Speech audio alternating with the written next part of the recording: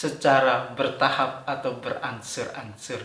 Jadi Al-Quranul Karim itu diturunkan oleh Allah tidak langsung menjadi sebuah kitab yang 114 surah. Nuzulul Quran terdiri dari kata nuzul dan Al-Quran yang berbentuk idafah. Penggunaan kata nuzul dalam istilah nuzulul Quran atau turunnya Al-Quran dapat kita pahami maknanya secara harfiah, yaitu menurunkan sesuatu dari tempat yang tinggi ke tempat yang rendah.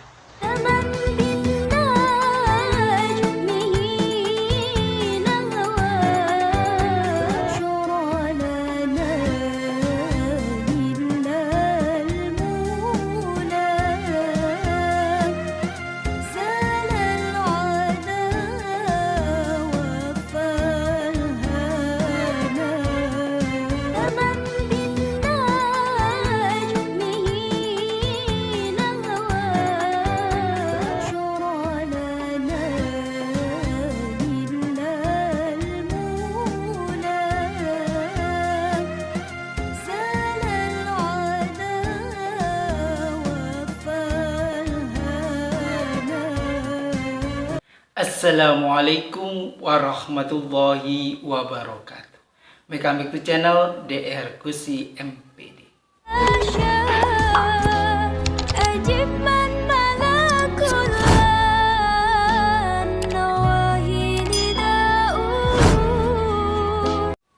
Mahasiswa-mahasiswi, sobat-sobat di channel yang dirahmati oleh Allah Subhanahu wa Ta'ala.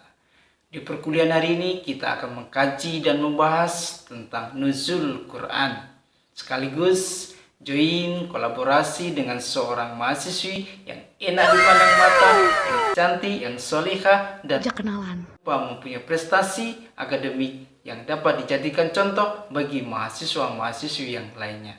Assalamualaikum warahmatullahi wabarakatuh. Nama saya Jannatul Firdaus, NIM 33211068. Jangan di mana-mana, tetap di channel kesayangan Anda untuk mendalami tentang studi Al-Quran, khususnya kajian tentang nuzul Quran. Dan bila ada kelebihan rezeki, silahkan beli buku saya, yakni studi Al-Quran yang diterbitkan oleh Farha Pustaka, yang saya tulis untuk menjelaskan tentang Al-Quran, bagaimana prosesnya, tentang seputar Al-Quranul Karim, untuk mendalami Al-Quran menjadi akidah kita untuk menguatkan keimanan kita kepada Allah Subhanahu wa Ta'ala. Terkhusus bagi mahasiswa-mahasiswi kami di perguruan tinggi negeri dan umumnya bagi perguruan tinggi swasta dan masyarakat pada umumnya bisa mempelajari studi Al-Quran melalui channel YouTube saya dan penjelasannya buku-buku yang saya tulis. Dan untuk harga tidak mahal, sesuai dengan saku. Itu langsung kita ke materi, cek cus.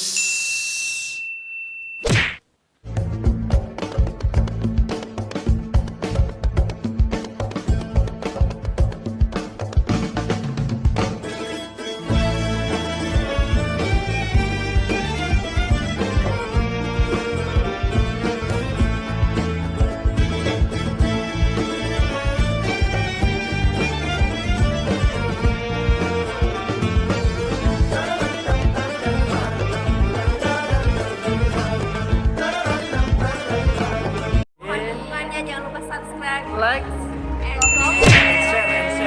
Jangan lupa share juga ya. tekan tombol loncengnya. Mahasiswa-mahasiswi, sobat-sobat di channel yang dirahmati oleh Allah Subhanahu wa Ta'ala. Ketika kita membahas tentang nuzulul Quran, maka yang teringat kita adalah malam bulan suci Ramadan.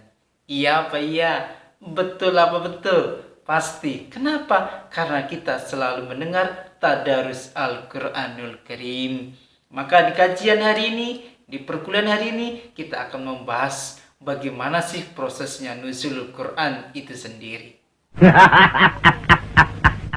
Nuzul di dalam artian adalah menetap di dalam tempatnya, atau turun dari tempat yang sangat tinggi ke tempat yang rendah.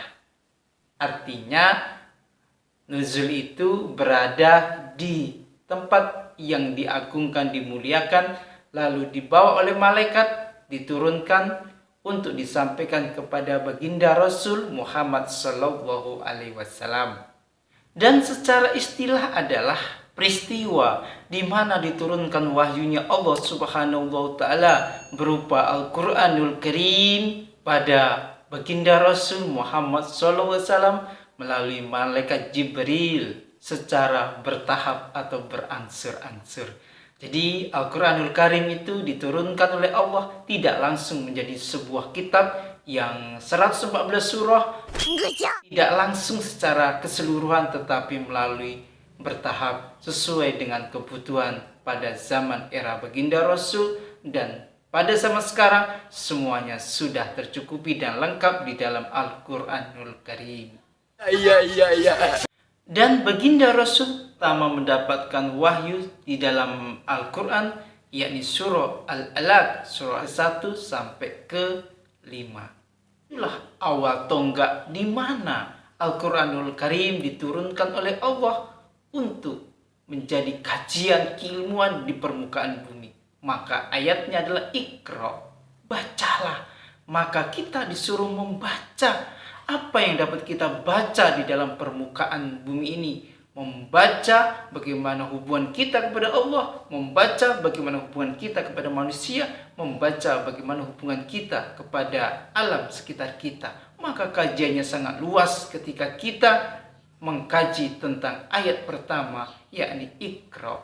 Dan di dalam surah Al-Baqarah dijelaskan bahwasanya syahrul Ramadan alladzi unzila fil Qur'ani hudal linnas wa bayyinatin minal huda wal furqan.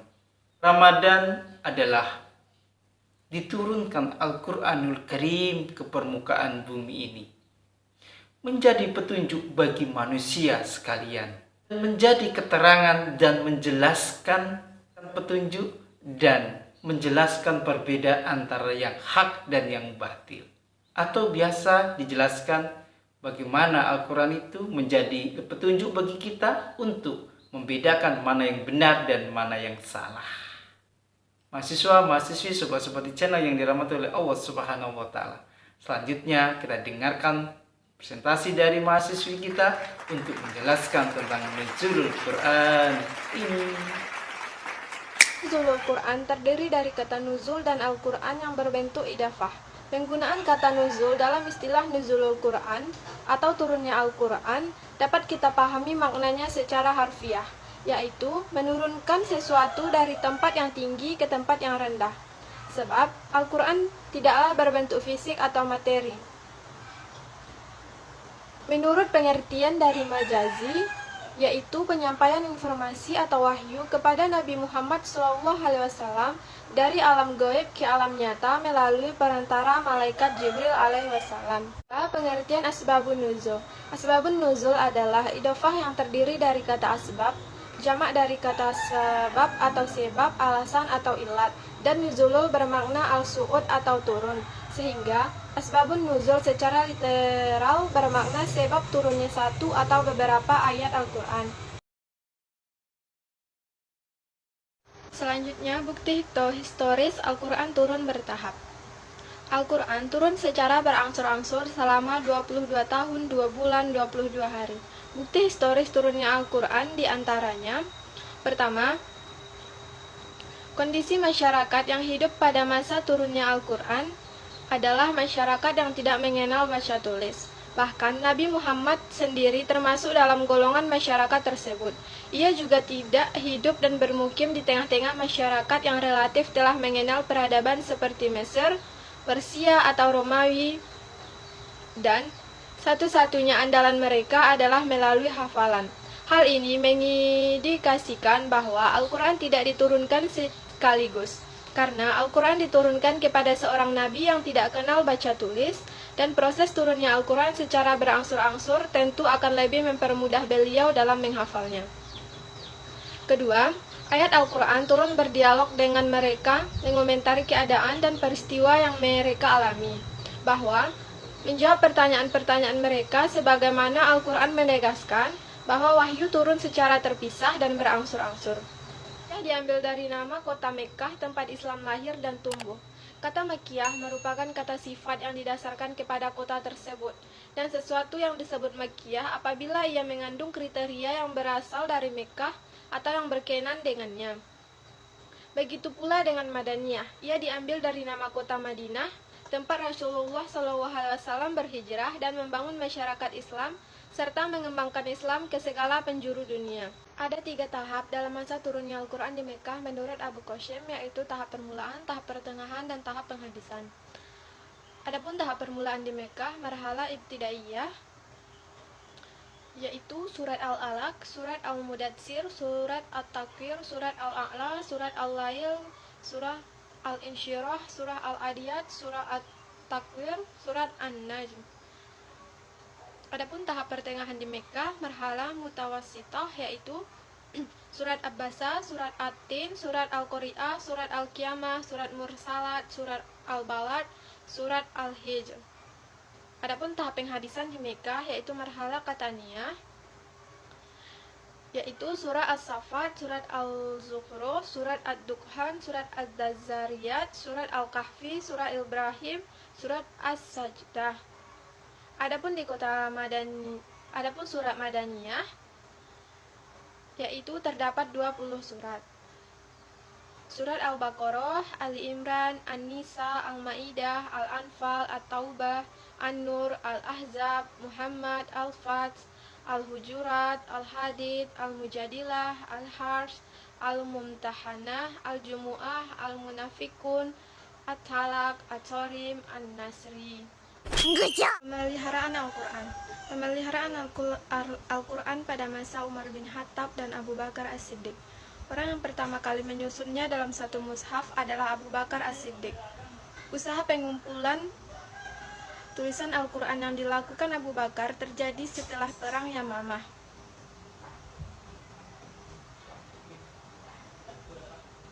Peperangan yang bertujuan menumpas habis para pemurtad yang juga para pengikut Musailamah Al-Kadzab itu ternyata telah menjadikan 700 orang sahabat penghafal Al-Quran syahid. Hal inilah yang menjadi latar belakang timbulnya kecemasan Umar bin Khattab, kemudian mengusulkan pada Abu Bakar agar secepatnya mengusahakan perhimpunan ayat-ayat Al-Quran menjadi satu mushaf. Pemeliharaan Al-Quran pada masa Utsman bin Affan. Muncul perselisihan dan pertentangan antara bacaan Al-Quran di kalangan umat muslim. Kemudian Utsman dan para sahabat bersepakat untuk menyatukan manusia pada satu mushaf agar tidak terjadi perselisihan dan pertentangan dalam bacaan tersebut.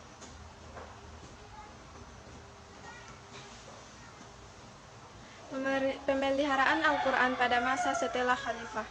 Islam terus-menerus berkembang baik wilayahnya ataupun pemeluknya. Islam tidak hanya dianut oleh orang Arab, sehingga benturan kultural antara orang Arab dan non-Arab pun tidak dapat dielakkan. Sejak saat itulah perkembangan yang dirasa menggembirakan juga membawa kekhawatiran berupa keselamatan kemurnian bahasa Arab. Oleh sebab itu, timbullah usaha-usaha untuk memberi punktuasi di kalangan para ulama. Seorang tabi'in, Abu al-Ashwad al-Duwali, pertama kali mengenalkan tanda titik ke dalam naskah Al-Quran. Rams Utsmani adalah tata cara menuliskan Al-Quran yang ditetapkan pada masa Khalifah Utsman bin Affan. Penyempurnaan Mushaf Utsmani masa Khalifah dan sekarang. 1. Pemberian tanda baca pada Al-Quran oleh Abdul Aswad Ad-Daulay.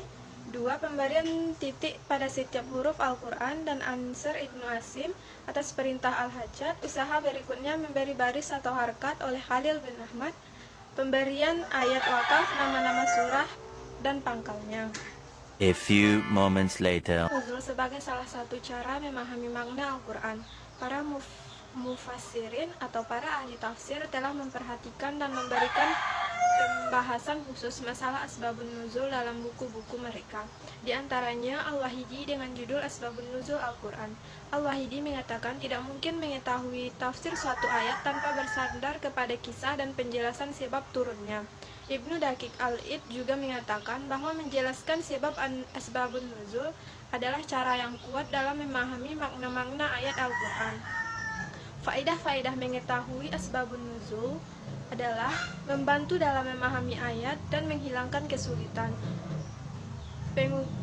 Pengkhususan hukum dengan sebab berfungsi untuk mengetahui ayat ini diturunkan kepada siapa, sehingga tidak terjadi keraguan yang akan mengakibatkan penuduhan terhadap orang yang tidak bersalah dan membebaskan tuduhan terhadap orang yang bersalah. Dan berfaedah untuk kemudahan hafalan, pemahaman, dan pengukuhan wahyu dalam benak setiap orang yang mendengarnya, jika ia mengetahui sebab turunnya. Demikian penjelasan materi dari saya tentang nuzulul Quran dan asbabun nuzul. Assalamualaikum warahmatullahi wabarakatuh.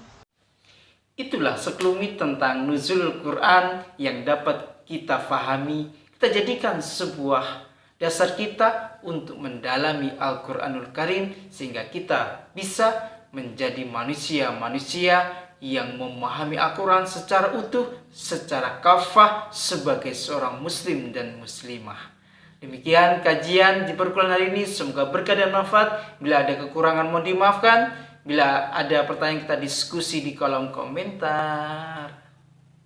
Billahi taufiq wal hidayah, waridho wal inayah, wassabil khairus, wa muwafiq ila qomitorik. Wassalamualaikum warahmatullahi wabarakatuh.